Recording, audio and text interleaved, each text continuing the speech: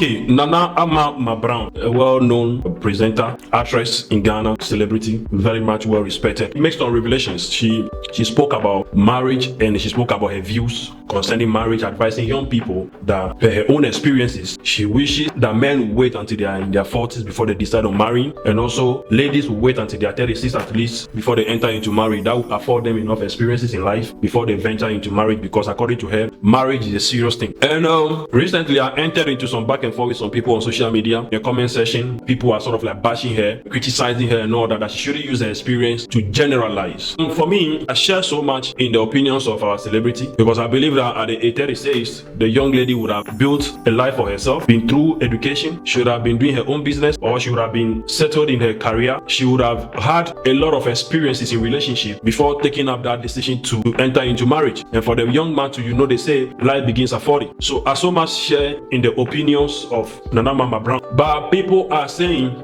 do you know what it takes for a lady to give birth? That the fertile ages of a lady is mostly in her mid-20s into her 30s. By the age 30, the woman should have had one child minimum. So is she suggesting people should give birth and then wait to get married later on? Is that what she's suggesting? I will not be here and I'm supporting that because I'm also a believer. I'm a Christian just like you. But honestly speaking, I believe that times have changed and we need to come to terms with realities. We cannot lie to ourselves. We cannot deceive ourselves, but only tell each other the truth. People are doing things and then they will now say they are getting married as though they have never had anything to do with each other. People are sleeping with each other. People are doing, let's not pretend. When the church put out the guidelines to follow before getting married, people are not even willing to follow those guidelines. So whom are you deceiving? If we are only pretending to be right in people's eyes, how about in the eyes of God? What are we doing to ourselves? Whom are we deceiving? You understand? There are people that have given birth before going into marriage, right? And it worked out for them. There are some people, they have not given birth, but they are doing what married people are doing before getting into the marriage. Let's not pretend. 99%, if not 100% of the marriages that are happening today, the man and the woman would have had something to do before going into that marriage. Whom are we deceiving? If your choice is to give birth,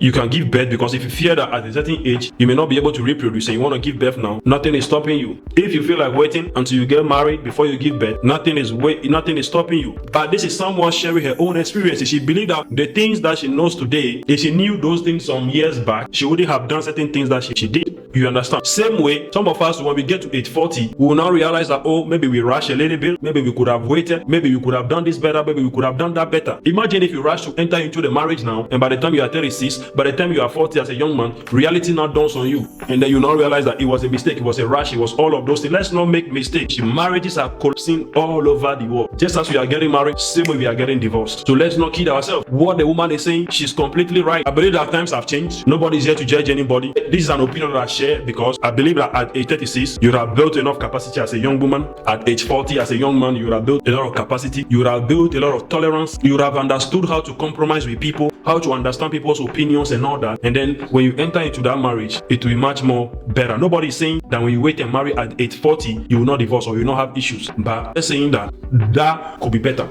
I know a story of a young lady that went into marriage very early in her life. Today, she has 2 kids, and after 17 years of marriage, she's now deciding to go back to square one, to leave the marriage and start her life all over, because this marriage has cost her so much. It has taken everything away from her, and she's not coming after 17 years to start her life all over again. If this were your sister, if this were your child, what would we say? I have a daughter. I would not want my daughter to marry at early age and later on regret it in life. It is better she waits, gather enough experience before venturing into that marriage than getting into the marriage early in life and then later facing all the struggles.